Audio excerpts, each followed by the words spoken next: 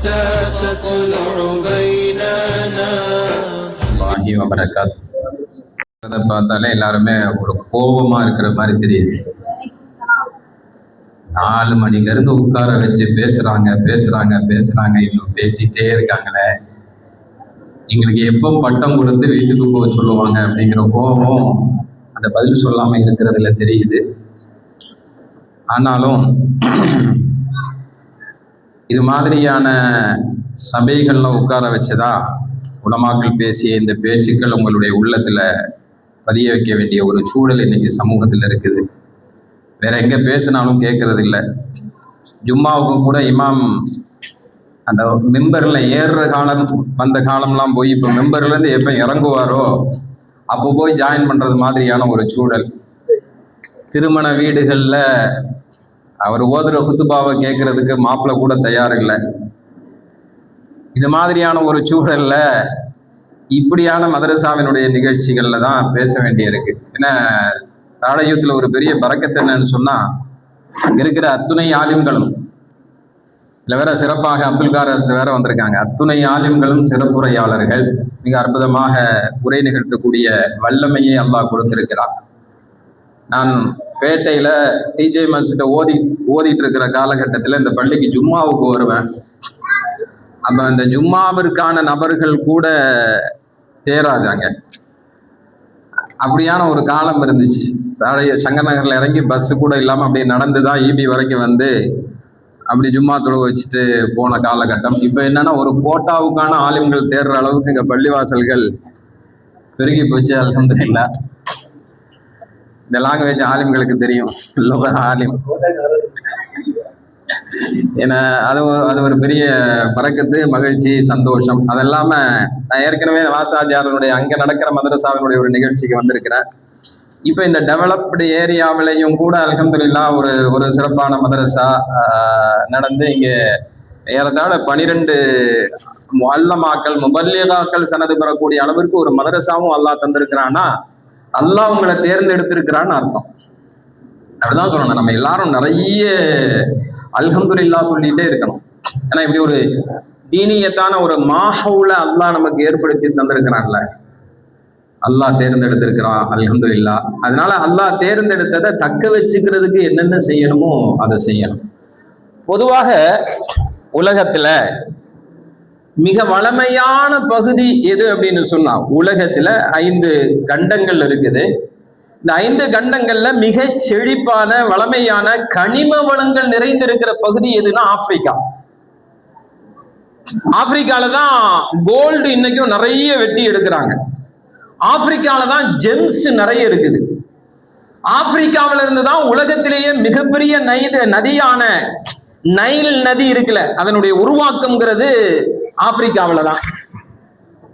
ஆப்பிரிக்காவில தான் நிறைய மைன்ஸ் இன்னும் நிறைய இருக்குது.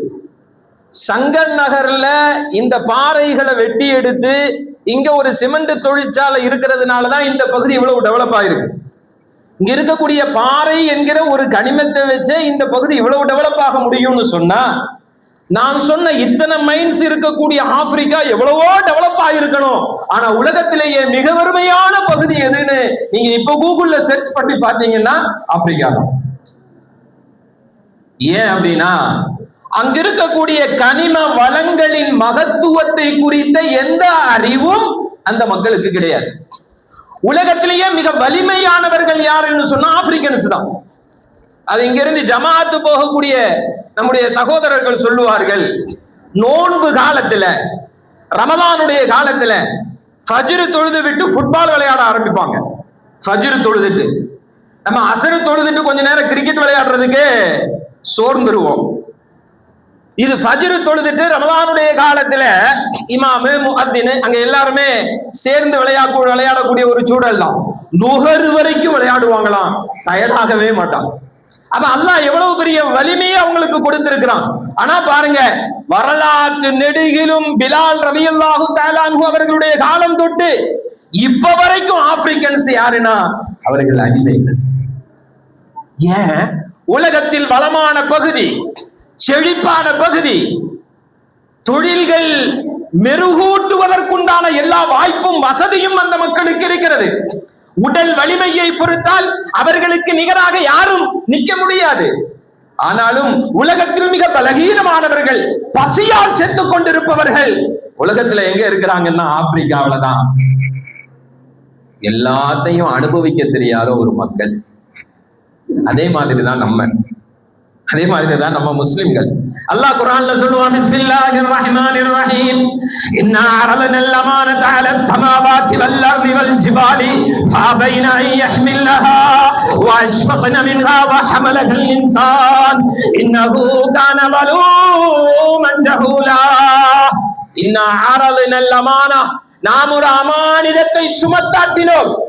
அலஸ் ஸமாவாத், வானங்களின் மீது, வல்லர்து, பூமிகளின் மீது, வல் ஜிபால், மலைகளின் மீது, ஃபஅபைனா யஹ்மிலஹா, அது சொன்னது அல்லாஹ்வே, அல்லாஹ்வே இந்த சுமையை, இந்த அமானிதத்தை எங்களால் சுமக்க முடியாது, வேண்டாம் அப்படின்னு மறுத்துச்சு. ஆனால் மனிதன் அதை சுமந்தான், மனிதன் அதை விரும்பினான். இது அந்த அமானிதம். இவ்வளவு நேரம் உலமாக்கள் பேசினாங்கல்ல, அந்த குர்ஆன் இன்னஹு கான ஸலூமன் ஜஹூலா. பட் என்ன செய்யறதுக்கு, அவன் வேணும்னு கேட்டு வாங்கிட்டான். ஆனா அதை குறித்த எந்த அறிவும் அவன்கிட்ட இல்ல. மிகப்பெரிய அநியாயக்காரனா இருக்கிறாங்க. மிகப்பெரிய அநியாயம் எது என்ன தெரியுமா? தன்னிடத்தில் இருக்கிற ஒன்றை தெரியாமல் அதற்காக பிறரிடத்திலே கையேந்து கொண்டிருப்பவன் தான் மிகப்பெரிய மடையன், மிகப்பெரிய அநியாயக்காரன் என்று குர்ஆன் சொல்லுகிறது. அது போன்றுதான் முஸ்லிம்கள். இன்னைக்கு நம்ம கிட்ட குர்ஆன் இருக்குது. குர்ஆன் என்னதுங்க கொடுக்கிறோம்? குர்ஆனை ஓத வைக்கிறதுக்காக, குர்ஆனை படிக்க வைக்கிறதுக்காக நீங்க மக்தபுக்கு வாங்க. மக்தபுக்கு நீங்க வந்து ஓத முடியலையா, அதுக்கப்புறம் இந்த மாதிரி நூருல் ஹுதா, நூரே முஹம்மதியா மாதிரியான மதரசாவுக்கு வாங்க. அந்த மதரசாவுல கூட அந்த காலத்துல ஓத முடியலையா, நீங்க அதுக்கடுத்து கல்யாணம் பண்ணாலும் வாங்க. நீங்க சக்கராத்துல இருக்கிறது வரைக்கும் ஓதி கொடுக்கிறதுக்கு நாங்க தயார் அப்படின்னு சொல்லக்கூடிய சூழ்நிலை குர்ஆனை சொல்லிக் கொடுப்பதற்கு மட்டும்தான் தமிழகம் முழுவதும், உலகம் முழுவதும் முஸ்லிம்கள் இந்த குர்ஆனை கொண்டு போய் சேர்ப்பதற்கு போராடி கொண்டிருக்கிறார்கள். ஆனால் குர்ஆனுடைய வலிமையை, குர்ஆனுடைய வளமையை, குர்ஆனுடைய மகத்துவத்தை தெரியாத சமூகம் இதுல இருக்கிறத மற்றவங்கள்ட்ட போய் தேடி போய் நின்று காத்து அழுது குழம்பிட்டு. ஒரு ஜோசியன்ற டிவி ஷோல ஒரு ஜோசியர்ட்ட ஒரு முஸ்லிம் போன் பண்றாரு, நான் கடல்ல தள்ளாடிட்டு இருக்கிறேன், நீங்க அதுக்கு ஏதாவது வழி சொல்லுங்க. நபிகள் நாயகம் ஸல்லல்லாஹு அலைஹி வஸல்லம் அவங்கள்ட்ட சஹாபிகள் வந்து கேட்கும் போது சொல்லுவாங்க, நீங்க வீட்டுக்கு போகும்போது அஸ்ஸலாமு அலைக்கும்னு சலாம் சொல்லிட்டு போங்க. போன உடனே சூரத்துல் இஹ்லாஸ ஓதுங்க. சாப்பிடும் போது சேர்ந்து சாப்பிடுங்க. அந்த சஹாபி சொன்னார், சரியாக ஒரு 3 மாதத்தில் அந்த ஊரிலேயே பணக்காரர்களுடைய பட்டியலில் என்னுடைய பெயரும் இருந்தது. அல்லாஹ்வினுடைய தூதர் மிக அற்புதமான ஒரு வழிகாட்டுதலை இந்த சமூகத்திற்கு வழங்கி இருக்கிறார்கள். ஆனா இதையெல்லாம் படிக்காம தெரியாம நான் கடன்ல இருக்கிறேன்னு சொல்லி ஏதோ ஒரு முஸ்லிம் அல்லாத ஒரு ஜோசியர்ட்ட போய் ஒரு போன்ல கேட்கிறாரு. அந்த ஜோதிடர் சொல்கிறார், ஏங்க நீங்க ஒரு முஸ்லிம், நீங்கள் ஜோதிடத்தை நம்ப கூடாது, இதை விட சிறந்த வழிகாட்டுதல் உங்களுடைய மார்க்கம் உங்களுக்கு தந்திருக்கிறது என்று சொல்லுகிறார். இப்ப என்ன, நான் மார்க்கத்தை தெரியாததுனால மற்றவங்கள்ட்ட போய் இதற்கான தீர்வுகளை தேடக்கூடிய ஒரு சூழல் இன்னைக்கு முஸ்லிம்கள்ட்ட பெருகிருச்சு. குர்ஆன் எல்லாத்தையும் தரும், குர்ஆன் எல்லாத்தையும் தரும். குர்ஆன் ஏதோ மௌத்தா போனதுக்கு பின்னால மட்டும்தான் பயனளிக்கும் அப்படிங்கறதெல்லாம் இல்ல. குர்ஆன் எல்லாவற்றையும் தரும். இன்ஷா அல்லாஹ் இன்னைக்கு நீங்க நியத்து வைங்க, குர்ஆன் எல்லாவற்றையும் தரும் என்கிற நம்பிக்கையோடு குர்ஆனை ஓதி, குர்ஆனுடைய அர்த்தத்தை படித்து, குர்ஆனை சிந்திக்க ஆரம்பித்தால் குர்ஆன் எல்லாவற்றையும் தரும். இன்னைக்கு இருக்கிற பெரிய பிரச்சனை என்ன தெரியுமா? எல்லாருக்கும் இருக்கிற பிரச்சனை என்ன தெரியுமா? என்னை யாரும் உண்மையா நேசிக்கிறது இல்லை. எல்லார்ட்டும் இந்த பிரச்சனை இருக்கு. குறிப்பா பள்ளிவாசல்ல இருக்கக்கூடிய இமாம்களுக்கும் நிர்வாகிகளுக்கும் இது தெரியும். ஒரு கணவனை குறித்து பெண் ஒரு சின்ன பிரச்சனையில எவ்வளவு பெரிய விமர்சனங்களை முன்வைக்கிறாள் அப்படிங்கிறது. ஒரு பெண்ணை குறித்து, மனைவியை குறித்து கணவன் எவ்வளவு பெரிய பாரதூரமான விமர்சனங்களை முன்வைக்கிறார். யாரையும் நம்ப தயாரா இல்ல. சின்ன குழந்தைகள்கிட்ட போய் கேளுங்க, என் மேல யாரும் பாசமா இல்ல. பேரண்ட்ஸ் பிள்ளைகளை எல்லாம் நம்பி சொத்தை கூட எழுதி வைக்க நம்ம யாரும் தயாரா இல்லை. நம்மளும் யாரும் நம்ப தயாரா இல்லை, நம்மளையும் யாரும் நம்ப தயாராக இல்லை. நீங்க குர்ஆன உண்மையாக உளப்பூர்வமாக ஓதி அதை மனசுல பதிய வச்சு நீங்க அதை ரிசர்ச் பண்ண ஆரம்பிச்சீங்கன்னா, நான் சத்தியமிட்டு சொல்கிறேன், உங்களுக்கு யாருடைய தேவையும் இருக்காது. ஆனால் எல்லோருக்கும் நீங்கள் தேவைப்படுவீர்கள் இன்ஷா அல்லாஹ். உங்களுக்கு அவங்கள்ட்ட போனோம் இவங்கள்ட்ட போனோம் அப்படி எந்த தேவையும் இருக்காது. ஆனால் உங்களை சுற்றி இருப்பவர்களுக்கு எல்லோரும் நீங்கள் தேவைப்படுவீர்கள். அதுக்கு ரொம்ப எல்லாம் சொல்ல வேண்டாம். எங்களுடைய ஆசிரியர் பெருந்தகை நவாஸ் அண்ணனுக்கு எங்களுடைய உஸ்மானியாவினுடைய வளர்ச்சியிலையும் பெரும் பங்கு இருக்கு. அவங்களும் மிக நெருக்கமாக இருக்கக்கூடிய எங்களுடைய ஆன்மீக பெருந்தகை ஹைதர்லியஸ். நான் அவர்களுடைய ஒரு ஹாதிம். தமிழகம் மட்டுமல்ல, உலகம் முழுவதும் எங்கு சென்றாலும் மிகப்பெரிய செல்வந்தர்கள், அரசியல்வாதிகள், அதிகாரத்தில் இருப்பவர்கள் எல்லோரும் அவர்களுடைய பிரச்சனைக்கான தீர்வுகளை எங்க அஜர்த்திட்ட கேட்பாங்க. உலகத்துல நம்ம எதை தேடுவோம்? பொன்னை தேடுவோம், மண்ணை தேடுவோம், பெண்ணை தேடுவோம். ஆனால் இது மூன்றும் உடையவர்கள் குர்ஆன் உடையவர்களிடத்திலே அவர்களுடைய பிரச்சனைகளுக்கான தீர்வுகளை தேடுவார்கள். அதுதான் நான் சொன்னேன், நம்ம யாரையும் தேடி போக வேண்டியதில்லை. குர்ஆன் நம்முடைய கல்பில் இருந்தால், குர்ஆன் நம்முடைய வாழ்வில் இருந்தால், குர்ஆன் நம்முடைய சிந்தனையில் இருந்தால், குர்ஆனாகவே நாம் இருந்தால் நம்ம எல்லோரும் தேடி வருவார்கள் அல்லாஹ். அப்படிப்பட்ட ஒரு வாய்ப்பை, ஒரு நசீபை இந்த மக்களுக்கும், இந்த மதரசாவில் இருக்கக்கூடிய இந்த தாய்மார்களுக்கும், இவர்களுடைய குடும்பத்தினர்களுக்கும், இவர்களுடைய சந்ததியினர்களுக்கும் வழங்கி அருள் புரிவானாக.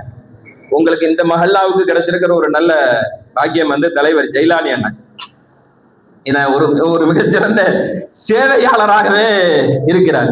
இப்படியான ஒரு நிர்வாகம், ஒரு கட்டமைப்பு, இந்த மாதிரியான ஆட்கள், இந்த மாதிரியான தியாகம் மிக்க உலமாக்கள், ஏன்னா அவங்க ரொம்ப நேரமா இருந்து அது எல்லோரும் பேசி அந்த அந்த வார்த்தைகள்லயே தெரிகிறது. இவ்வளவு ஒரு சிறந்த சூழலை வச்சுக்கிட்டு இதுக்கு மேலேயும் நம்ம குர்ஆனை பயன்படுத்தலன்னு சொன்னா நம்மை விட மிகப்பெரிய துர்பாக்கியசாலிகள் வேற யாரும் இருக்க முடியாது.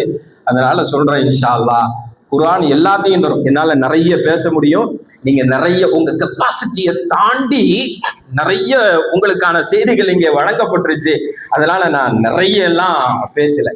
உலகத்திலேயே அணு ஆயுதம் கொண்டிருக்கக்கூடிய நாடு, வல்லரசு நாடு, டெக்னாலஜியில, இன்ஸ்ட்ருமெண்ட்ல எல்லாத்துலயும் உயர்ந்து நிற்கக்கூடிய நாடு அமெரிக்கா. எல்லாம் தெரியும். ஆனா என்ன செய்ய முடியல? நான் 40 ஆண்டுகள் பொருளாதார தடைகளுக்கு உள்ளாக்கப்பட்டு எந்த வசதி வாய்ப்பும் இல்லாத ஈரானுக்கு முன்னால் மண்டியிட வேண்டிய ஒரு சூழல் அமெரிக்காவுக்கு ஏற்பட்டிருக்கா இல்லையா? நம்ம எல்லாரும் இன்னைக்கு சமூக ஊடகங்கள்ல, செய்தி ஊடகங்கள்ல பார்க்கிறோம். ஈரான்கிட்ட என்ன இருக்கு? ஒண்ணும் இல்ல, குர்ஆன் இருக்கிறது. அப்பாஸ் அராக்சி அவருடைய எஜுகேஷன் என்னங்கிறத போய் பாருங்க. அவர் என்ன படிச்சிருக்கிறாரு? குர்ஆனை மனனம் செய்திருக்கிறார். அயத்துல்லா கமைனி குர்ஆனை மனனம் செய்திருக்கிறார். முஜ்தபா கமைனி குர்ஆனை மனனம் செய்திருக்கிறார். அங்கிருக்கக்கூடிய அத்துணை பேர்களும் குர்ஆனை மனனம் செய்திருக்கிறார்கள். ரொம்ப ட்ரூத் சோஷியல்ல அவர் எதையெல்லாமோ எழுதுவார். இதற்கு பகரமாக ஈரானிய தலைவர்கள் அல்லாஹு அஸீஸுன் துன்திகா அவங்க எழுதுறது எது? குர்ஆன்.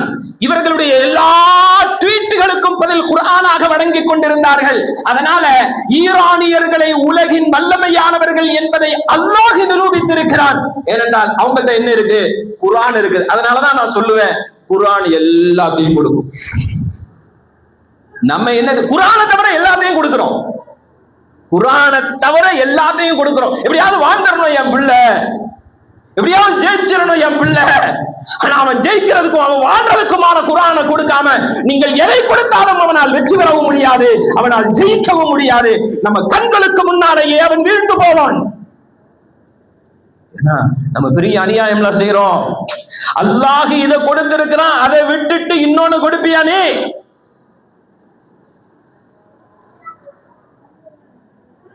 இந்த நீங்க எல்லாரும் படிச்சவங்க மாதிரி தெரியுது. அல்ஹம்துலில்லாஹ். கூகுள்ல போய் சர்ச் பண்ணி பாருங்க. சிஜே ராய்னு ஒருத்தர் இருப்பார். இந்த சிஜே ராய் கான்பிடன்ட் குரூப்பினுடைய அதிபர்.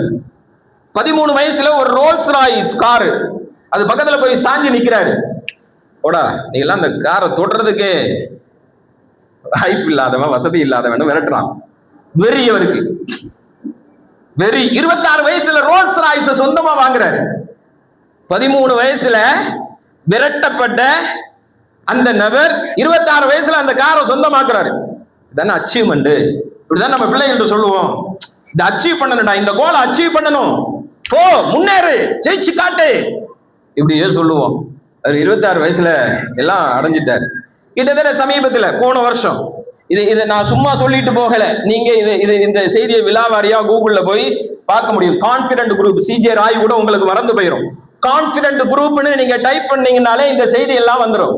இந்த கான்பிடன்ட் குரூப்பினுடைய இந்த சிஜே ராய், இவருக்கு துபாயில பில்டிங் இருக்கு, லண்டன்ல பில்டிங் இருக்கு, யூஎஸ்ல இருக்கு, யூகேல இருக்கு, எல்லா நாட்டிலையும் அவருக்கு சொந்தமாக ப்ராப்பர்ட்டிஸ் இருக்கு. சென்னை, மும்பை, பெங்களூர், கொச்சி எல்லா இடத்துலயுமே இருக்குது. இவ்வளவு பெரிய கோடீஸ்வரன் அவருடைய வீட்டுக்கு சமீபத்தில் இடி ரைடு வருது. எல்லாம் தான் சம்பாதிச்சதெல்லாம் போயிருமோன்னு என்ன பண்றாரு, லைசன்ஸ் ஹோல்டர் அவரு கன் எடுத்து ஷூட் பண்ணி சூசைட் பண்ணிக்கிறார். பேரு கான்பிடன்ட் குரூப். இவ்வளவு சொத்து இருக்கு, போராடிதான் முன்னேறி இருக்கிறாரு. ஆனா தக்க வச்சுக்கிறதுக்கு உண்டான கான்பிடன்ட் இல்லை. ஆனா அதே இது பலஸ்தீன்ல பாக்குறோம். 3 ஆண்டு காலாக போர் நடந்து கொண்டிருக்கிறது. அந்த குழந்தைகள் சாப்பிடுறதுக்கு சோறு இல்ல, மண்ணை சாப்பிடுறாங்க. நம்ம பிள்ளைகள் என்றைக்காவது மண்ணில் விழுந்த பொருளை எடுத்து சாப்பிடுவதற்கு நாம் அனுமதித்திருக்கிறோமா? ஆனால் 2 ஆண்டு காலங்களாக மண்ணை மட்டுமே சாப்பிட்டுக் கொண்டிருக்கிறார்கள். குடிக்கிறதுக்கு தண்ணி இல்ல, கடல் தண்ணியில சீனியை போட்டு குடிக்கிறாங்க. இருப்பதற்கு இடம் இல்லை, உடுத்துவதற்கு உடை இல்லை, பள்ளிக்கூடம் இல்லை, பள்ளிவாசல் இல்லை, வீடு இல்லை, அண்ணன் தம்பி இல்லை, பாப்பா அம்மா இல்லை, எதுவுமே இல்லாத அந்த நிற்கதியான அந்த குழந்தைகள் இப்போ போய் அவங்கள்ட்ட கேட்கிறாங்க, நீங்க பலஸ்தீனை விட்டு வெளியே வாங்க, உங்களுக்கு எல்லாம் செய்து தருகிறோம். அவர்கள் சொல்லுகிறார்கள்,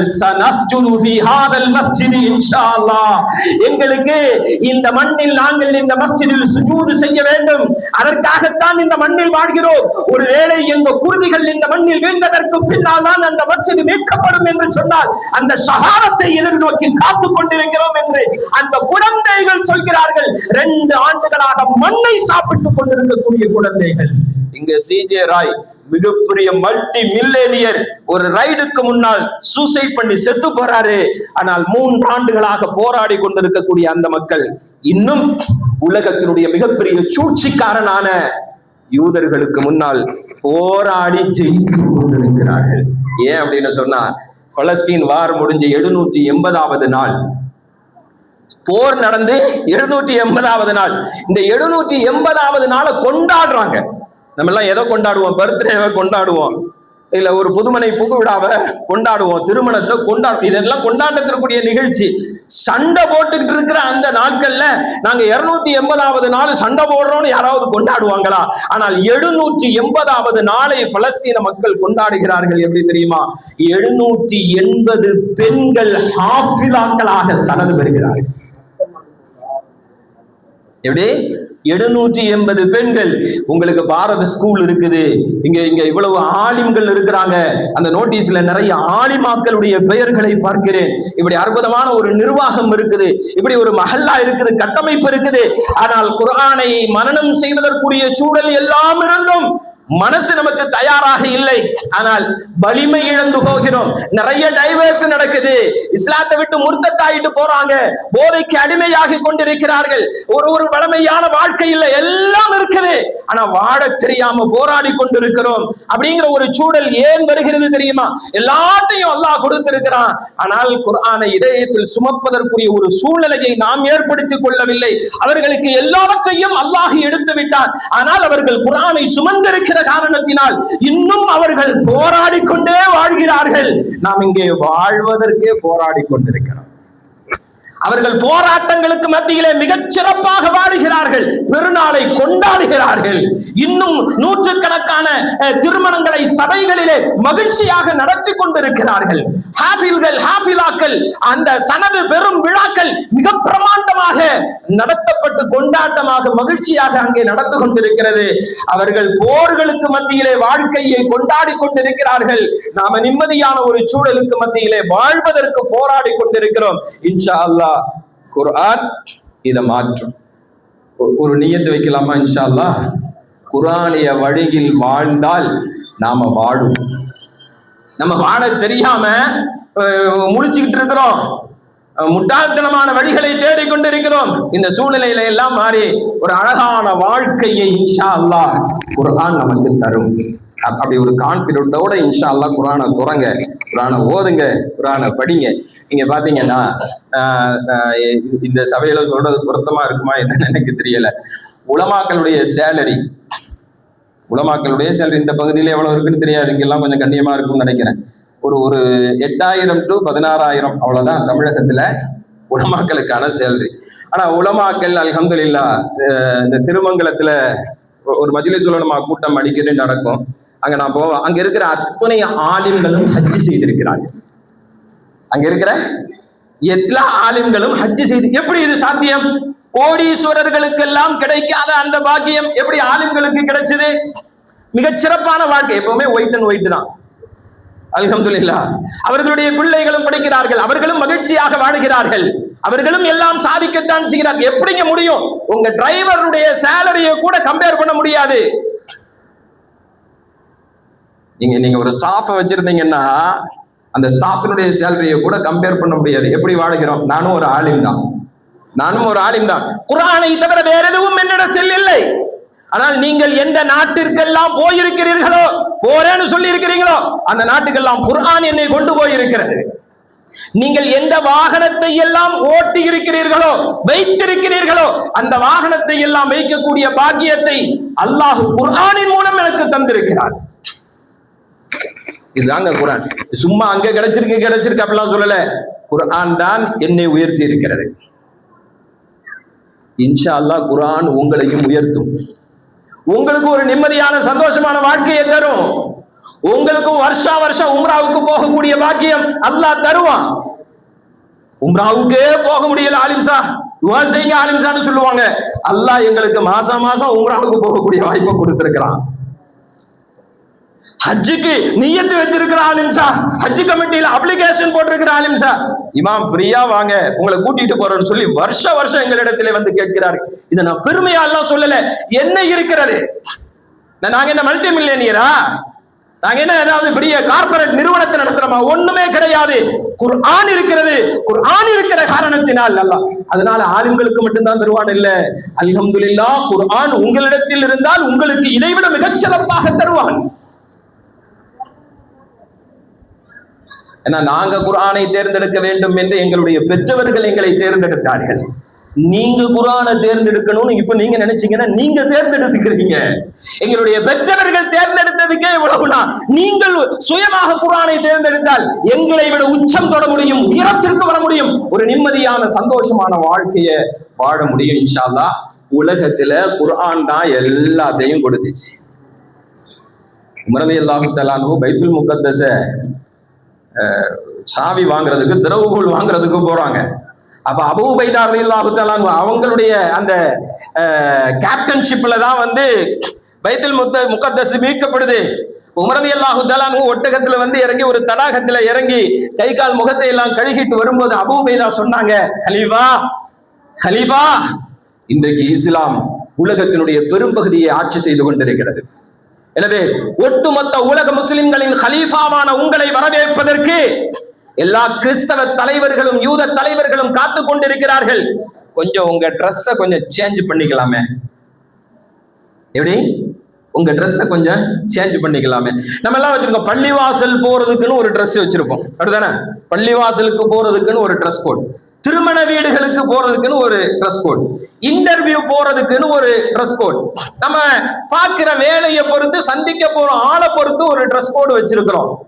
உமர் ரலியல்லாஹு தஆலா அப்படி இல்லை, பள்ளிவாசல்லையும் அதுதான், வீட்லையும் அதுதான், தீர்ப்பு சொல்லும் போதும் அதுதான், கலீஃபாவா இருக்கும் போது அந்த ட்ரெஸ் தான். என்ன பிரச்சனைன்னு சொன்னா அந்த ட்ரெஸ்ல கிட்டத்தட்ட 18 ஒட்டுக்கள் போடப்பட்டிருக்கிறது. கலீஃபா எங்க போறாரு? கலீஃபா பைத்துல் முகத்தஸ், இஸ்லாமிய வரலாற்றுல முதல் முறையாக பைத்துல் முகத்தஸ் மீட்கப்படுகிறது. இன்னைக்கு உலக பணக்கார நாடுகளின் பட்டியலில் இருக்கக்கூடிய Saudi, Kuwait, Dubai, Qatar, Bahrain போன்ற அரபு நாடுகள், மலேசியா போன்ற நாடுகள், துருக்கி போன்ற ஆயுதத்தினுடைய வல்லரசு நாடுகள் 57 முஸ்லிம் நாடுகள் இருந்தும் கூட ஈரானை தவிர வேறு யாராலும் இஸ்ரேல்ல போய் என்னன்னு கேட்கக்கூடிய ஆற்றல் இல்லை. அதான் சொன்ன, ஈரான்கிட்ட குர்ஆன் இருக்குது. அப்போ அச்சடிக்கிற சவுதியில குர்ஆன் இல்லையானா குர்ஆன் அங்க இருக்குது. இப்போ குர்ஆன் செயல் வடிவத்தில் இல்லை, புத்தக வடிவத்தில் இருக்கிறது. இப்ப தாரயுத்துல நம்ம வீட்டுல குர்ஆன் இல்லையா? குர்ஆன் இருக்கிறது, புத்தக வடிவத்தில் இருக்கிறது. இது புத்தக வடிவத்தில் இருப்பதற்கெல்லாம் அல்லாஹ் இந்த ஆற்றலை கொடுப்பதில்லை. அது இதயத்திற்கு வர வேண்டும், வாழ்வியலாக இருக்க வேண்டும், சிந்தனை ஓட்டங்களாக இருக்க வேண்டும், அதை ஆய்வு செய்ய வேண்டும். அல்லாஹ் அவர்களுக்கு அறிவை கொடுக்கிறான். நான் இங்க பார்த்த இந்த நோட்டீஸ்ல அல்ஹம்துலில்லாஹ் இங்க இந்த முஅல்லமாக்கள் எல்லாரும் மேக்சிமம் எல்லாரும் பிடெக் படிச்சிருக்கிறாங்க, பிஎஸ்சி படிச்சிருக்கிறாங்க. முபல்லிகாக்கள் கூட 2 பேரு பிஎஸ்சி நினைக்கிறேன். எனக்கு பெரிய சந்தோஷமா இருந்துச்சு. ஏன் தெரியுமா? உலக வரலாற்றை புரட்டக்கூடிய ஆற்றல் அல்லாஹ் பெண்களுக்கு கொடுத்திருக்கிறான். நான் அப்படி பேசிட்டே போறேன் அப்படின்னு நினைக்காதீங்க. அந்த குறிப்பிட்ட நேரத்துல முடிச்சிடுவேன் இன்ஷா அல்லாஹ். ஏன்னா எனக்கு ஒரு பெரிய மைனஸ் என்னன்னு சொன்னா, நீங்க கேட்டுட்டே இருந்தீங்கன்னா நான் பேசிக்கிட்டே இருப்பேன். நீங்க வேற ரொம்ப ஆர்வமா கேட்குறீங்களா, அதனால எனக்கும் பேசணும் போல தோணுது. அதனால எஞ்சி போயிடாதீங்க, முடிச்சிருவேன். இந்த ட்ரம்ப் இருக்கார்ல, ட்ரம்ப் தெரியுங்களா? யாரு? நம்ம பிரதமரோட ஃப்ரெண்டு. அவர் ஒரு கோட் ஒன்று போட்டிருப்பாரு. நம்ம ஆளும் போட்டாரு 15 லட்சம் ரூபாய்க்கு ஒரு கோட். ஏன் போட்டாரு தெரியுமா? யாராவது யோசிச்சிங்களா? ட்ரம்ப் போடுற கோட்டினுடைய விலை 15 லட்சம் ரூபா. அந்த 15 லட்சம் ரூபா கோட்ல ஒரு லோகோ ஒண்ணு வச்சிருப்பாரு. நம்ம எல்லாம் ஒரு பெரும் நிறுவனம் வச்சா அதுக்கான ஒரு லோகோ இருக்கும்ல. இந்த லோகோ, அது என்ன லோகோ அப்படின்னா F-35 அப்படிங்கிற ஒரு யுத்த விமானம் ஒண்ணு இருக்குது. அது ரேடார்லயே சிக்காது. சைனாவனால, ஜப்பானால, ரஷ்யாவினால, இந்தியாவினால எல்லாம் கண்டுபிடிக்க முடியாத ஒரு F-35. அது எங்களுடைய ப்ரைடு. நம்ம கூட சொல்லுவோம்ல, ஐ எம் இந்தியன் அப்படின்னு சொல்லுவோம். நான் ஒரு இந்தியன் என்பதில் பெருமை கொள்கிறோம். அதனால அமெரிக்காவுக்கு என்ன பெருமை? அமெரிக்காவுக்கு நிறைய பெருமை இருக்கிறது. ஆனால் அவர்கள் கொண்டாடுகிற பெருமை அந்த F-35. இந்த F-35 கிட்டத்தட்ட இந்த 40 days வார்ல ஒரு 9 F-35 ஈரான் சுட்டு வீழ்த்திடுச்சு. அப்ப உலகத்துக்கு ஆச்சரியம், என்னடா இது, டெக்னாலஜியில வளர்ந்து இருக்கக்கூடிய நாடுகளால் கூட ரேடார்ல கூட கண்டுபிடிக்க முடியாததை இவன் எப்படி சுட்டு வீழ்த்தினா? அப்ப ஈரானுடைய இந்த போர் முடிஞ்ச உடனே கேட்டாங்க. அப்ப ஈரானுடைய ராணுவ ஜெனரல் சொன்னாரு, இது எங்க பெண்கள் அமைப்புட்ட போய் கேளுங்க. நான் தான் சொன்னேன், இந்த இவங்க எம்டெக் பிஎஸ்சி எல்லாம் இருக்காங்கல்ல, இவங்க கையில அல்ஹம்துலில்லாஹ் குர்ஆனை கொடுத்துட்டீங்க. இவங்க குர்ஆனை சிந்திக்க ஆரம்பிச்சுட்டாங்கன்னா இவர்களுடைய வலிமையும் வல்லமையும் என்ன? அப்ப பெண்கள்கிட்ட போய் கேட்கிறதா? என்னங்க பெண்கள்கிட்ட எண்ணெய் கறி எப்படி வைக்கிறதுன்னு கேட்கலாம். இப்ப அதான் யூடியூப்ல பாத்தீங்கன்னா இஸ்லாமிய பெண்கள் அந்த கிச்சன், கோடை கிச்சன், இந்த தாடையூத்து கிச்சன், சங்கர் நகர் கிச்சன், நெல்லை கிச்சன், குமரி கிச்சன், இப்படியான கிச்சன்ஸ்ல நாங்க இந்த சமையல் இப்படி பண்றோம். இதை நிறைய நம்ம பெண்களும் பார்க்க ஆரம்பிச்சு இப்ப நம்ம பெண்களும் பேச ஆரம்பிச்சுட்டாங்க. அஸ்ஸலாமு அலைக்கும், நாங்க இன்னைக்கு என்ன பண்ண போறோம்னா, இந்த ஒரு ட்ரெண்டை நோக்கிட்டு எல்லாம் நம்ம சமூகம் போகக்கூடாது. நம்ம அதற்கான சிந்தனை உடையவர்கள் அல்ல. ஈரானிய பெண்கள் எதை சிந்திக்கிறார்கள்? அவர் சொன்னாங்க, இதை எங்க பெண்கள்கிட்ட போய் கேளுங்க. இப்போ நான் சும்மா எல்லாம் சொல்லல, நான் சொல்ற செய்தி எல்லாமே வலைதளத்துல நீங்க போய் சர்ச் பண்ணி பாத்தீங்கன்னா கிடைக்கும். ஆஜியார் பார்த்திருக்காங்க. ஆஜியார் 4 மணில இருந்து உட்கார்ந்து இருக்காங்க அல்ஹம்துலில்லாஹ். அதுவும் சும்மா உட்காரல, தலையாட்டிக்கிட்டே உட்கார்ந்து இருக்கிறாங்க. எங்களை பேசுவதற்கான ஒரு உற்சாகத்தை தருகிற ஆஜியாருக்கு அல்லாஹ் தஆலா ஆயுளையும் ஆரோக்கியத்தையும் அதிகப்படுத்தட்டும். ஏன்னா ஃபதக்கிர் இன் நஃபஅத்தி திக்ரா, உபதேசம் எங்கே பயனளிக்கிறதோ அங்க போய் கேட்காதவன்ட்ட போய் நீங்க பயான் பண்ணாதீங்க. இந்த மாதிரி கேட்கிற ஆள்கிட்ட பயான் பண்ணுங்கிறது மாதிரி குர்ஆனே சொல்லுகிறது. இந்த 4 பெண்கள் சொன்னாங்க, நாங்கள் குர்ஆனை படித்திருக்கிறோம். ஃபிரௌன் என்கிற மிகப்பெரிய ஆற்றல் உடையவனை வீழ்த்தியது ஆசியா என்கிற, யாருங்க? ஆசியா என்கிற ஒரு பெண்மணி. முஹம்மது நபி ஸல்லல்லாஹு அலைஹி வஸல்லம் அவர்களுடைய வெற்றிக்கு பின்னால் ஹதீஜா என்கிற அம்மையார் ரலியல்லாஹு தஆலா. அல்லாஹ் குர்ஆன்ல சொல்லுவான், ஈசா நபி அலைஹிஸ்ஸலாத்து வஸ்ஸலாம் 3 வருஷம் தான் வாழ்ந்தாங்க. 30 வயசுல நுபுவத்து, 33வது வயசுல உயர்த்தப்பட்டுட்டாங்க. யூதர்கள் கொல்ல வந்துட்டாங்க. 3 வருஷம் தான். ஆனா இன்னைக்கு உலகத்துல கிறிஸ்தவர்களுடைய பாப்புலேஷன் என்னன்னு பாத்தீங்கன்னா 200 crores. இப்போ ஸ்டில் இப்ப நீங்க 200 கோடி பேர்கள் ஈசா கடவுள் என்று சொல்லக்கூடிய அளவிற்கு அப்படியே அவங்க உச்சத்துக்கு கொண்டு போயிட்டாங்க. 180 கோடி முஸ்லிம்கள் ஈசா அலைஹிஸ்ஸலாம் என்று சொல்லுகிறோம். 380 கோடி மக்கள் அவங்க ஜீசஸ்ன்னு சொல்றாங்க, நம்ம ஈசா நபின்னு சொல்றோம். 3 வருஷம் தான் வாழ்ந்தாங்க. அல்லாஹ் சொல்லுவான், மரியம் அலைஹிஸ்ஸலாம் என்கிற ஒரு பெண்மணியினுடைய தியாகம் தான் அவரை உச்சத்திற்கு கொண்டு போச்சு. இத்தனை மக்கள் இன்னைக்கு ஃபாலோவர்ஸா இருந்துட்டு இருக்கிறாங்க. அப்போ இந்த பெண்மணிகளால் உலகத்தினுடைய வல்லாதிக்க சக்திகளை அல்லாஹ் அவர்களை கொண்டு வீழ்த்தி இருக்கிறான் என்று சொன்னால், அமெரிக்கா என்கிற ஏகாதிபத்திய சக்தியை வீழ்த்தக்கூடிய ஆசியாக்களாக ஏன் நாங்கள் இருக்கக்கூடாது? நாங்கள் தான் இவர்களுடைய வீழ்ச்சிக்கு காரணமாக இருக்க வேண்டும் என்பதை நாங்கள் மரணம் செய்த குர்ஆன் எங்களுக்கு அறிவுறுத்தியது.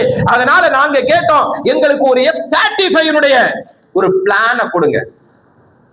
வீடு கட்டுறதுக்கு முன்னால ஒரு பிளான் இருக்கும்ல, என்னங்க பிளான் அப்ரூவல் இருந்தா வீடை கட்ட முடியும். அதே மாதிரி F-35 எல்லாம் கொண்டு வர முடியாதுல்ல, ஏன்னா அது ரேடார்லயே சிக்காது, அதை கொண்டு வந்து வைக்க முடியாது. F-35 வடிவத்தினுடைய ஒரு மாடலை எங்களுக்கு கொடுங்கன்னு கேட்டாங்க. என்னடா இவங்க இதை போய் கேட்கிறாங்க?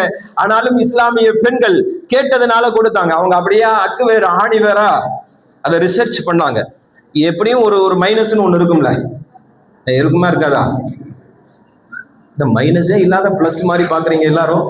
எல்லாருக்கும் ஒரு மைனஸ் இருக்கும்ல. இந்த மைனஸ் என்னன்னு உங்க மனைவிட்ட கேட்டா தெரியும். ஹாஜியாரை பத்தி அவங்க வீட்டை மாட்ட கேட்டா தெரியும். ஹாஜியாருடைய மைனஸ் என்னன்னு, ஹாஜியாருக்கு பெண் குழந்தை இருந்தால் அவங்க ஆம்பளை பிள்ளைங்க கூட கண்டுக்க மாட்டாங்க.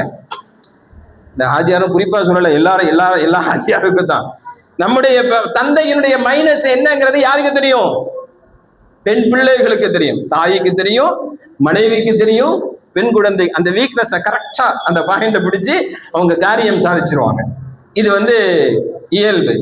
அப்ப இந்த பெண்கள், நாங்கள் ஆண்களுடைய, எங்களுடைய தந்தையினுடைய, கணவனுடைய, பிள்ளைகளுடைய, சகோதரனுடைய பலகீனத்தை பார்க்கறது இல்ல. நாங்கள் F-35 என்ன பலகீனம் இருக்குன்னு பாக்குறோம். கடைசியில பார்த்தா அதனுடைய இது இருக்கும்ல, வீல் இருக்கும்ல, டயர். இந்த பாங்கு சொல்லும் போது நிறுத்துறது அப்படிங்கிறது, நான் மட்டும் பேச்சை நிறுத்துறது இல்லை, எல்லாரும் பேச்சை நிறுத்தணும்.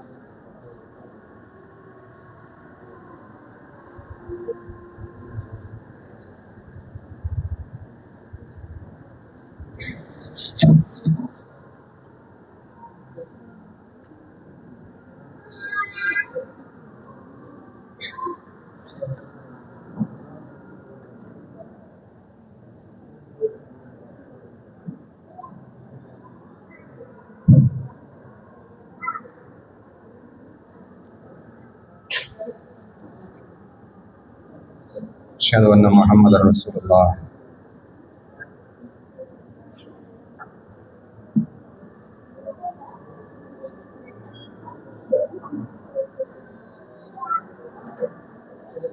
ما شاء الله.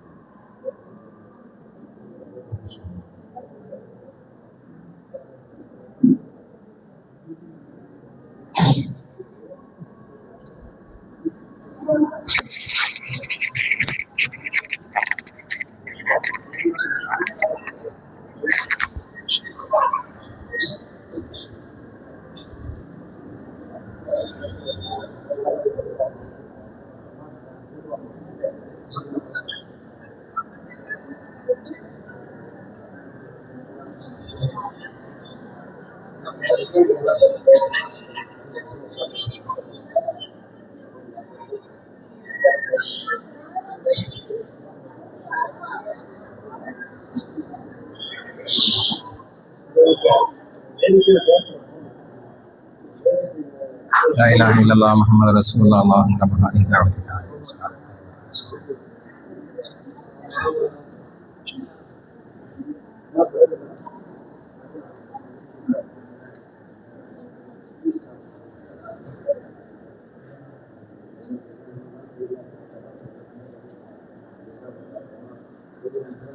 ஜெயிலான டிஸ்கஷன் முடிச்சுக்கிட்டேன்.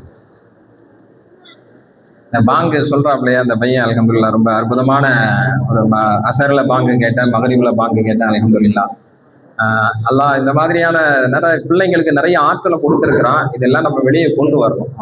மறுமையில அப்படி எல்லாரும் தலை குனிஞ்சு நிற்கும் போது நம்ம பிள்ளை தலை நிமிர்ந்து நிற்பாங்க. மறுமையில தலை நிமிர்ந்து இருக்கக்கூடிய ஒரு ஆற்றலை இந்த மாதிரியான முஅத்தின்களுக்கு, அழைப்பாளர்களுக்கு அல்லாஹ் கொடுக்குறான். சரி, முடிவுரைக்கு வந்துருவோம். இப்ப பெண்கள்கிட்ட இந்த மாதிரியான இல்மு இதோட சேர்ந்து இருக்கிறது ஒரு மிகச்சிறந்த சந்ததிகளை அவர்களுக்கு உருவாக்கி கொடுப்பதற்குரிய வாய்ப்பு இருக்கும். நல்ல சிறந்த ஞானத்தை, அறிவை அல்லாஹ் அவர்களின் மூலம் உலகத்தினுடைய வல்லாதிக்க சக்திகளை வீட்டக்கூடிய ஒரு ஆற்றலை அல்லாஹ் அவங்களுக்கு கொடுப்பான்.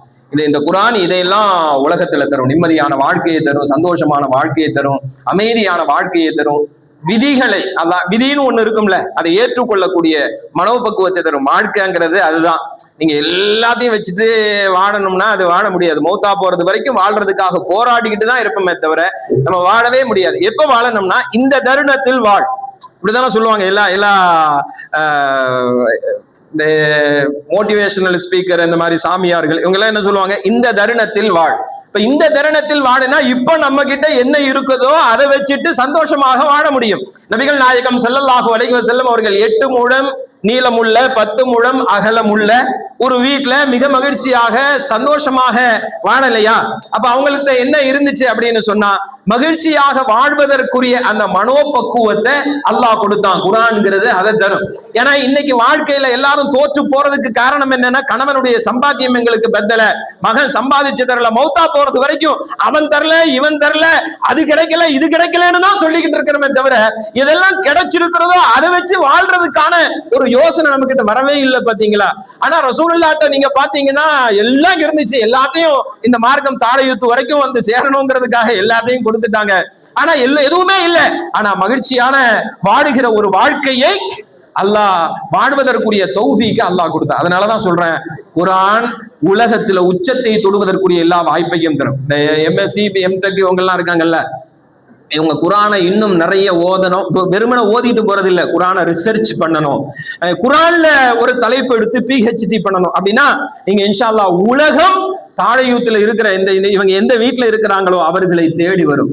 ஒண்ணும் இல்ல, அந்த ஃபாதர் ஆஃப் அல்ஜிப்ரா அப்படின்னு சொல்லுவாங்க, மூசா அல் ஹவாரிஜ். அவர் தான் அந்த ஃபாதர் ஆஃப் எண் கணிதத்தினுடைய தந்தை அப்படின்னு சொல்லுவாங்க. இவர் எப்படி ஸ்பெயின்ல தான் இந்த இவங்க எல்லாருமே எதன் மூலமாக இத படிச்சாருன்னு சொன்னா, குர்ஆன் மூலமாகத்தான் படிச்சாரு. எப்படின்னு சொன்னா, ஒரு நாளைக்கு இரவுல ஒரு குர்ஆனை முழுவதுமாக ஓதி முடிப்பார். எப்படி அல்லாஹ் அந்த அறிவு ஞானத்தை எப்படி கொடுத்தான் அப்படின்னு சொன்னா, ஃபாதர் ஆஃப் அல்ஜிப்ரா இருக்குல்ல, நீங்க இன்னைக்கு 11th போறவங்க எல்லாரும் டாக்டர் ஆகணும்னா என்ன ஃபர்ஸ்ட் குரூப் எடுக்கணும்? எது? மேக்ஸ் பயாலஜி எடுக்கணும். இந்த மேக்ஸ் தான் எல்லாத்துக்குமே. மேக்ஸ் நல்லா படிக்கிற பிள்ளைக்கு எல்லாம் வந்துடும். ஆனால் மேக்ஸின் பிறப்பிடம் யாருன்னா ஹவாரிஜுமே. ஹவாரிஜுமைக்கு மேக்ஸ் எங்க இருந்து கிடைச்சது அப்படின்னு சொன்னா, குர்ஆன்ல இருந்து கிடைச்சது. ஒவ்வொரு நாளும் வாழுகிற கடைசி நாள் வரையிலும் ஒவ்வொரு நாளும் தினமும் ஒரு குர்ஆனை முடிப்பார். நம்ம ரமலான்ல ஒரு குர்ஆனை முடிக்கிறதுக்கு போராடிக்கிட்டு இருப்போம். இதுதான் நமக்கும் அவங்களுக்குமான டிஃபரெண்ட். ஒரே ஒரு ஹதீஸை நான் சொல்லி முடிச்சுக்கிறேன். நபிகள் நாயகம் ஸல்லல்லாஹு அலைஹி வஸல்லம் அவர்கள் சொன்னார்கள், இதா அதுமத்து உம்மத்தி அத்துன்யா, என்னுடைய சமூகம் துனியாவிற்கு மிக கண்ணியம் கொடுத்தால், அதாவது துனியாவை அடைகிறதுக்கு எதெல்லாம் கிடைக்குமோ அதுக்கு ரொம்ப முக்கியத்துவம் கொடுத்தால், நுஸிஅத் மின்ஹா ஹைபத்தல் இஸ்லாம், அல்லாஹ் இந்த இஸ்லாத்தினுடைய மகத்துவத்தை அவங்களுடைய உள்ளத்திலிருந்து எடுத்துருவான். இஸ்லாம் என்னென்ன மகத்துவம் எல்லாம் இவர்களுக்கு கொடுத்துச்சோ அதையெல்லாம் எடுத்துருவான். உமர் ரலியல்லாஹு தஆலா அன்ஹு அவங்கள்ட்ட சொன்னாங்க, நீங்க இந்த ட்ரெஸ்ஸை மாத்திக்கிடலாமே, 18 ஸ்டிச்சிங் இருக்குது, துண்டு போட்டு ஒட்டி இருக்கிறீங்களே, இதோட போனா எப்படி அப்படின்னு கேட்டாங்க. அப்ப அவங்க சொன்னாங்க, அபூ உபைதா, நீங்கள் அல்லாமல் அமீனு ஹாதிஹில் உம்மா என்று ரசூலினால் போற்றப்பட்ட நீங்கள் அல்லாமல் வேறு யாரையாவது இதை சொல்லி இருந்தா மக்களுக்கு படிப்பினையாக அவரை மாற்றி இருப்பேன், தொலைச்சிருப்பேன். நாங்க இருந்தாலும் ரசூலினால் போற்றப்பட்டவர், அதனால நான் ஒன்னும் சொல்லல. என்னங்க ட்ரெஸ்ல கண்ணியத்தை தேடுறீங்களா? வாகனத்துல கண்ணியத்தை தேடுறீங்களா? அதிகாரத்துல கண்ணியத்தை தேடுறீங்களா? இப்ப இருக்கிற இந்த கண்ணியம் போரே செய்யாம திறவுகோலை கொண்டு வந்து நம்மள்ட்ட கொடுக்கிறானே, இந்த கண்ணியம் எதனால் கிடைத்தது? இந்த இஸ்லாத்தினால கிடைச்சது. நீங்க அதனால இஸ்லாமிய அந்த நாகரீகத்தை, பண்பாடை விட்டு ட்ரெஸ் கோடை விட்டுட்டு இன்னொரு ட்ரெஸ் கோடுக்கு மாற சொல்றீங்களா அப்படின்னு கேட்டாங்க. அதனாலதான் நபிகள் நாயகம் ஸல்லல்லாஹு அலைஹி வஸல்லம் சொன்னாங்க, எப்போ நீங்க துனியாவை அடைவதற்கான உபகரணங்களை தேடுகிறீர்களோ முக்கியத்துவம் கொடுத்து, அப்ப அல்லாஹ் இதை எடுத்துருவான். இன்னொன்னு, நம்ம பிள்ளைங்க படிக்கிறாங்க இதையுமே அடைய முடியலையே அப்படின்னா அல்லாஹ் அவங்க சொன்னாங்க, வைதா தரக்கத்தில் அம்ரும் பில் மஅரூஃப் வன்னஹி அனில் முன்கர், நல்லதை ஏவி தீமையை தடுக்கக்கூடிய காரியத்தை நீங்க விட்டுட்டீங்கன்னு சொன்னா ஹுர்ரிமத் பரக்கத்துல் வஹி, வஹியினுடைய பரக்கத்து இல்லாம போயிடும். நீங்க குர்ஆன் ஓதுவீங்க, எந்த முன்னேற்றமும் இருக்காது. உங்களுக்கு அரபி தெரியும், எந்த நாலேஜும் கிடைக்காது. நீங்க போய் படிச்சு கலெக்டர் ஆயிரணும், ஜட்ஜ் ஆயிரணும், அரசியல் அதிகாரத்துக்கு வந்துடணும், எல்லாம் ட்ரை பண்ணுவீங்க. ஆனா ஒண்ணும் கிடைக்காது. ஏன்னா உங்கள்கிட்ட என்ன இல்ல? குர்ஆன் இல்ல. உங்கள்கிட்ட குர்ஆன் வாழ்வியலாக இல்ல. குர்ஆன் நன்மையை ஏவி தீமையை தடுக்க சொல்லுத, அது இன்னைக்கு இல்ல. அது இல்லாமல் போனதனுடைய விளைவு வஹியினுடைய பரக்கத்து போயிடும். நிறைய நாலேஜ் இருக்கும், நீங்க சஹீஹா லைஃபா உடனே எடுத்துடலாம். கூகுள்ல போய் சர்ச் பண்ணா, ChatGPT போனா எல்லாம் கிடைச்சிடும். அடுத்து AI போனீங்கன்னா எல்லா நாலேஜும் கிடைச்சிடும். ஆனா அது பயன் இருக்குமா அப்படின்னு சொன்னா பயன் இருக்காது. அது சஹாபிகளுக்கு பயன் அளிச்சது மாதிரி, இமாம்களுக்கு பயன் அளிச்சது மாதிரி நமக்கு பயன் இருக்காது. இதெல்லாம் தாண்டி குர்ஆன் இன்னொரு முக்கியமான பணியை செய்யும். நம்ம எல்லாம் மௌத்தா போயிருவோம்ல. இங்க மலக்குல் மௌத் வரமாட்டாரா? சில ஊருக்கு தண்ணி வராது, பஸ் வராது மாதிரி தாழையத்துக்கு மலக்குல் மௌத் வரமாட்டாருன்னு நினைக்கிறேன். எல்லாரும் மௌத்தா போயிருவோம்னா அது இங்க நடக்கிறது மாதிரியே இல்லை, அது வேற எங்கேயோ நடக்கிற மாதிரி. மௌத்தா போயிருவோம்ல. என்னையா பயான் பண்ண சொன்னா எல்லாரையும் மௌத்தா போயிருவோம்னு பயங்காட்ட வந்திருக்கேன் அப்படி. எல்லாரும் மௌத்தா போயிரும். பேசுறேன் நானும், கேட்கிறேன் நீங்களும். எல்லாரும் மௌத்தா. இப்ப மௌத்தா போகக்கூடிய சூழல்ல எந்த மாதிரியான சூழல்ல மௌத்தா போகணுங்கிறது நம்ம வாழுகிற வாழ்க்கையை முடிவு பண்ணணும். இது போன வாரம் ஃபுல்லா வைரலான ஒரு செய்தி. அப்துல் லத்தீப் மதனி அப்படிங்கிற ஒருத்தர் மேங்களூர்ல பாங்கு சொல்லிக்கிட்டு இருக்கும் போது அஷ்ஹது அன்ன முஹம்மது ரசூலுல்லாஹ்னு சொல்லி மயங்கி விழுந்து மௌத்தா போயிட்டார். எப்படி? அல்லாஹு அக்பர், அல்லாஹு அக்பர், அஷ்ஹது அல்லா இலாஹ இல்லல்லாஹ், அஷ்ஹது அன்ன முஹம்மது ரசூலுல்லாஹ். அது இந்தியா மட்டுமல்ல, உலகம் முழுவதும் முஸ்லிம்கள்ட்ட மிகப்பெரிய வைரல் ஆச்சு. பாங்கு சொல்லி அஷ்ஹது அன்ன முஹம்மது ரசூலுல்லாஹ் சொல்லி மௌத்தா போற பாக்கியம் பாருங்க. அது இந்த திக்ர் ரெகுலரா செய்யறவங்களுக்கு அது கிடைக்கும். இந்த ஹல்கால இருப்பாங்கல்ல, எனக்கு தெரிஞ்ச ஒரு உஸ்தாது 1000 மாணவர்களுக்கு திக்ரு சொல்லி கொடுத்து கொண்டிருக்கிறார். லா இலாஹ இல்லல்லாஹ், லா இலாஹ இல்லல்லாஹ். 1000 தடவை லா இலாஹ இல்லல்லாஹ் சொல்லி 1000வது தடவை லா இலாஹ இல்லல்லாஹ் சொல்லி கொடுத்து மௌத்தா போறார். யாருக்கு? இந்த மௌத்துல சுத்தி இருந்து எல்லாரும் லா இலாஹ இல்லல்லாஹ் சொல்லுங்க சொல்லுங்கன்னு எல்லாரும் சொல்லி சில பேருக்கு வராது. ஆனால் அல்லாஹ் சில பேருக்கு இந்த வாய்ப்பை கொடுக்கிறான். மற்றவர்களுக்கு கலிமா சொல்லி கொடுத்து மௌத்தாகிற பாக்கியத்தை கொடுக்கிறான். அப்ப அந்த அப்துல் லத்தீப் மதனிக்கு அந்த வாய்ப்பை கொடுத்தான். அதே இன்னொரு மௌத்தையும் பார்த்தோம் திருச்சியில. யாஸ்மின் அப்படிங்கிற ஒரு பிள்ளை தன்னுடைய காதலனோடு போய் அறை எடுத்து தங்கி போதை ஊசியை போட்டு மௌத்தா போனதையும் பார்த்தோம். அதுவும் முஸ்லிம், இதுவும் முஸ்லிம். இந்த முஸ்லிம் களிமா சொல்லி பள்ளியில மௌத்தா போயிட்டாரு. இந்த முஸ்லிம் அறை எடுத்து தங்கி போதையோட மௌத்தா போயிடுச்சு.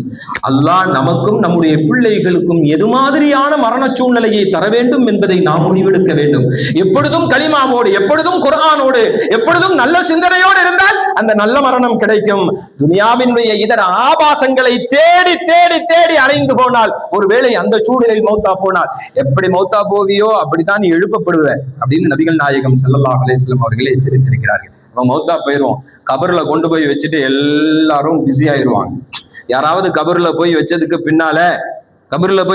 பின்னால ஐயோ எங்க அத்தா, எங்க அம்மா, எனக்கு எல்லாம் எங்க அம்மா தானே செஞ்சுச்சு, எல்லாம் எங்க அத்தா தானே செஞ்சுச்சு, யா அல்லாஹ் எங்க அத்தாவை கஷ்டப்படுத்திடாத, எங்க அம்மாவை கஷ்டப்படுத்திடாத சொல்ல முடியுமா? ஒரு 5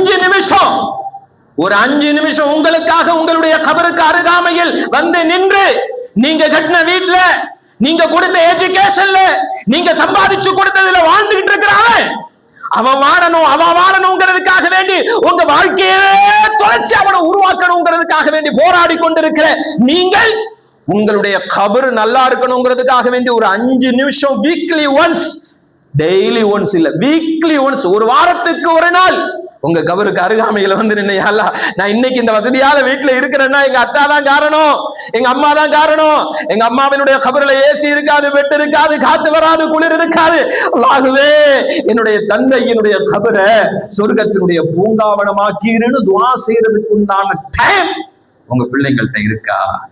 அவன் தான் எப்பவும் ஃபேஸ்புக்ல பிஸியா இருக்கிறானே, வாட்ஸ்அப்ல பிஸியா இருக்கிறானே, இன்ஸ்டால பிஸியா இருக்கிறானே, ரீல்ஸ் பாக்குறதுல பிஸியா இருக்கிறானே, அவன் தான் ஃப்ரீ ஃபயர் விளையாடுறதுல பிஸியா இருக்கிறானே. நீங்க உலகத்துல கூட ஒரு கிளாஸ் தண்ணி எடுத்துட்டு வான்னு சொன்னா கொஞ்சம் வெயிட் பண்ணி இப்ப தானே விளையாட ஆரம்பிச்சிருக்கிறேன் அப்படின்னு சொல்லக்கூடியவன், மரணத்திற்கு பின்னால் வந்து உங்களுக்காக உங்களுடைய கபருக்கு அருகாமையில் நின்று துஆ செய்யக்கூடிய ஒரு சூழ்நிலை நம்முடைய பிள்ளைகளுக்கு இருக்கா? எந்த கணவனாவது என் மனைவி அவ தனியா இருக்க மாட்டா, அவ தனியா இருக்க மாட்டா. அவ இல்லாம நான் இல்ல, நான் இல்லாம அவ இல்ல. அதனால என் மனைவியை தனியா கபர்ல வைக்காதீங்க, என்னையும் சேர்த்து வைங்க. மும்தாஜுக்காக தாஜ்மஹாலை தான் ஷாஜஹான் கட்டினானே தவிர மும்தாஜ் தனிமையாக இருப்பார், எனவே என்னையும் துணைக்கு வைத்துக் கொள்ளுங்கள்னு சொன்னாரா? தாஜ்மஹாலை தான் கட்ட முடியுமே தவிர கபரில் துணைக்கு போவதற்கு யாரும் தயாராக இல்லை. ஆனால் இந்த குர்ஆன் இருக்கிறதே, இந்த குர்ஆன் எல்லாரும் வச்சுட்டு கபரில புதைச்சிட்டு போனதுக்கு பின்னாலும் கூட இந்த குர்ஆன் நமக்காக என்னுடைய தலைமாட்டில் வந்து நிற்கும். வாழ்க்கையில் ஒருபோதும் பொய்யுரைக்காத அஷ்ரஃபுல் ஹல்கி முஹம்மது முஸ்தபா ஸல்லல்லாஹு அலைஹி ஸலவாத்தை காணுமே. போகும்போது ஒரு கம்ப்ளைண்ட் கொடுத்துட்டு போனோம், செலவாத்தை காணும் இந்த மஜ்லிஸ்ல அப்படின்னு. செலவாத்து இல்லைன்னா உயிரோட்டம் இல்லை. செலவாத்து எப்பவும் உயிரோட்டமா இருக்கணும், அப்பதான் நம்முடைய மூச்சுக்கும் பேச்சுக்கும் உயிரோட்டம் இருக்கும். அல்லாஹ் அந்த நசீபை தந்தருள் புரிவானாக. குர்ஆன் கபர்ல வரும், குர்ஆன் மீசான்ல வரும், குர்ஆன் சிராத்துல வரும். இந்த குர்ஆன் கடைசியில சொர்க்கத்துல கொண்டு போய் நம்மளை சேர்க்கிறது வரைக்கும் இந்த குர்ஆன் வரும். கபர்ல தெரியும் அல்லாஹ் இந்த குர்ஆனையே முழு நேரமாக வைத்திருக்கலாமே, நமக்கு துனியாவிலையும் பிரயோஜனம் இல்லை, ஆகிரத்தையும் பிரயோஜனம் இல்லை. 50 வருஷம் 60 வருஷம் 70 வருஷம் வாழ்ந்தோம், உலகத்திலையும் வாழல, கபருக்கும் பிரயோஜனம் இல்லை. எல்லாத்தையும் இழந்துட்டு வந்துட்டோமே அப்படின்னு மறுமையில் வருத்தப்பட்டு பிரயோஜனமே இல்லை. மீண்டும் சத்தியமிட்டு சொல்கிறேன், இந்த குர்ஆன், இந்த மதரசாவில் சொல்லி தருகிற குர்ஆன் இருக்கிறதே, இது சாதாரண குர்ஆன் அல்ல. உலக வல்லரசுகளை எல்லாம் வீழ்த்தி உலகத்தினுடைய கண்ணியத்தை கடந்த காலங்களிலிருந்து இது நாள் வரைக்கும் இந்த குர்ஆன் தான் கொடுத்திருக்கிறது. நிம்மதியான, அமைதியான, சந்தோஷமான, மகிழ்ச்சியான வாழ்க்கை வேண்டுமா? அந்த குர்ஆனை ஆழமாக ஓதி, ஆழமாக சிந்தித்து, ஆழமாக செயல்படுத்துங்கள். இதையெல்லாம் தாண்டி மௌத்தா போனதுக்கு பின்னால எல்லாரும் அடக்கிட்டு போய் நம்மள மறந்துடுவான். 3 நாள் ஞாபகம் வச்சிருப்பானா, அடுத்த ஒரு கல்யாண வீட்டுல என்னைக்காவது நம்மளை பத்தி பேசிக்கிடுவாங்க. அதுக்கப்புறம் மண்ணோடு மண்ணாக மக்கி போய்விடுவோம். ஆனாலும் நாம் ஓதிய குர்ஆன் நம்மோடு வரும். பிள்ளைகள் மறக்கலாம், மனைவி மறக்கலாம், கணவன் மறக்கலாம், பேரண்ட்ஸ் மறக்கலாம், நண்பர்கள் மறக்கலாம், வேலைக்காரங்க மறக்கலாம், மக்கள் மறக்கலாம். ஆனால் குர்ஆன், நபிகள் நாயகம் ஸல்லல்லாஹு அலைஹி வஸல்லம் அவர்கள் சொன்னார்கள், சொர்க்கத்துல கொண்டு போய் சேர்க்கிறது வரைக்கும் குர்ஆன் உன்னோடு வரும். அதனால உலகத்திலும் எல்லா உயர்வையும் தருகிற, நாளை மறுமையிலும் சூனம் வரையிலும் கொண்டு போய் சேர்க்கிற இந்த குர்ஆனை மிக ஆழமாக நம்முடைய சுவாசமாக மாற்றுவோம் இன்ஷா அல்லாஹ். வைக்கலாமா? அதுதான் குர்ஆன். நான் மறுபடியும் சொல்லிட்டேன், குர்ஆனுடைய பிரதியை குர்ஆனை சும்மா ஓதிட்டு போறதுனால நன்மை கிடைக்கும், ஆனா அது ஒரு பெரிய ரிசல்ட்டை தராது. குர்ஆன் தான் எல்லாம் என்கிற ஒரு முனைப்போடு இன்ஷா அல்லாஹ் ஆழமாக குர்ஆனை ஓதினால், சிந்தித்தால், அதை செயல்படுத்தினால், இன்னும் ஆழமாக ஆய்வு செய்தால், அல்லாஹ்வினுடைய வல்லமையை சொல்லி சொல்லி சுப்ஹானல்லாஹ் சுப்ஹானல்லாஹ் சுப்ஹானல்லாஹ் சொல்லி சொல்லி புதிய புதிய கண்டுபிடிப்புகளை கண்டுபிடிக்கக்கூடிய ஆற்றலை அல்லாஹ் தருவான் என்று குர்ஆன் சொல்லுகிறது. அதெல்லாம் சொல்றதுக்கான நேரம் இல்லை. அல்லாஹ் ரப்பல் இஸ்ஸத் இந்த மதரசாவை உலகத்தினுடைய தலைவிதியை மாற்றி எழுதக்கூடிய வல்லமை படைத்த பெண்களை, அவர்களின் மூலம் உலகத்தினுடைய தலை சிறந்த வாரிசுகளை தரக்கூடிய மதரசாவாக இந்த மதரசாவை ஆக்கியருள் புரிவானாக. நூருல் ஹுதா, நேர்வழியின் ஒளி என்கிற பெயரோடு இருக்கக்கூடிய இந்த மதரசா, இதை சுற்றிலும் இருக்கக்கூடிய முஸ்லிம்களுக்கு மட்டுமல்ல, முஸ்லிம் அல்லாதவர்களுக்கும் ஹிதாயத்தினுடைய ஒளியை கொண்டு போய் சேர்க்கக்கூடிய ஒரு ஒளி கீட்டாக இந்த மதரசாவை ஆக்கி அருள் புரிவானாக.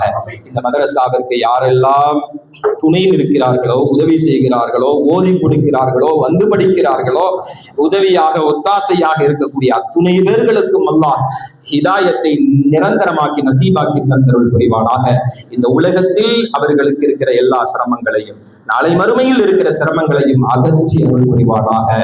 மகிழ்ச்சியோடு சூனத்தில் ஒன்றுபட்டிருக்கக்கூடிய பாக்கியத்தை எல்லாம் அல்ல அல்லாஹ் நம் அனைவருக்கும் தந்தருள் புரிவானாக என்கிற நல்ல பிரார்த்தனையோடு முடித்துக் கொள்கிறேன். அல்ஹம்துலில்லாஹி ரப்பில் ஆலமீன். அஸ்ஸலாமு அலைக்கும் வரஹ்மத்துல்லாஹி வபரகாத்துஹு.